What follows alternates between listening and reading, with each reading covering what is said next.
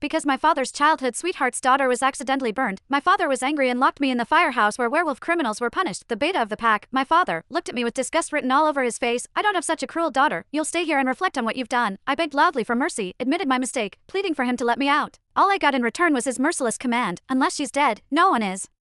To release her, the firehouse stood isolated at the edge of the territory. No matter how much I screamed for help, no one could hear me. He assigned the housekeeper to set the room to spray fire every 2 hours. The burns were excruciating, my werewolf healing barely keeping me alive between sessions. 10 days later, he finally remembered he had a daughter and decided to let me out. But what he didn't know was that I had already died in that firehouse, never to wake again, because my father's childhood sweetheart's daughter was accidentally burned. My father was angry and locked me in the firehouse where werewolf criminals were punished. He assigned the housekeeper to set the room to spray fire every 2 hours. The burns were excruciating, my werewolf healing barely keeping me alive between sessions. 10 days later, he finally remembered he had a daughter and decided to let me out. But what he didn't know was that I had already died in that firehouse, never to wake again. How is that rebellious she-wolf doing? Does she know she's wrong now? In the vast beta's villa, my father's question rang out like thunder on a clear day. The pack members nearby tensed visibly, their eyes lowered to avoid his gaze. The pack housekeeper answered tremblingly, her hands clasped tightly together. Sir, Miss Scarlet is still in the firehouse. My father's fingers, tapping impatiently on the mahogany armrest. His jaw clenched as he exhaled sharply. I've been too lenient with her all along.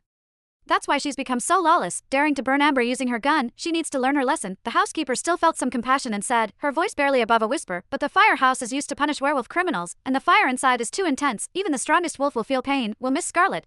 Pain? My father stood abruptly, causing the housekeeper to step back. That's exactly what she needs to feel. Let's see if she dares to treat Amber like that again. Only by experiencing the heat herself will she stop doing such things. His eyes flashed yellow, a sign of his wolf rising close to the surface. She is my daughter. I have the obligation to discipline her. My father's voice was cold, seemingly forgetting that I had already been locked in the firehouse for 10 days. The housekeeper wanted to say something more but was impatiently interrupted when my father slammed his fist against the wall. Enough. Do you think no one's been secretly closing the fire and bringing her healing herbs? She's fine. She won't die. Hearing this, I couldn't help but laugh, though no one could hear my voice because I was already dead. I had been dead for 5 days already. Since then, my spirit had been following my father, watching his cruelty and indifference. Thank you, Dad. Please don't be angry anymore. Let's free Scarlet now. The fire in the firehouse was too intense. She must be suffering terribly. From the bedroom. From what used to be my room, Amber emerged wearing a flowing cream dress, her blonde hair cascading down her shoulders. My father's eyes instantly softened, showing a tenderness I had never seen before. Sweet Amber, he murmured, all traces of anger vanishing from his face. Amber came downstairs and sat beside my father, her presence seeming to calm him instantly. She placed her hand over his, and he accepted the gesture with a smile. Forget about her, you're just too kind, he said, voice gentle now.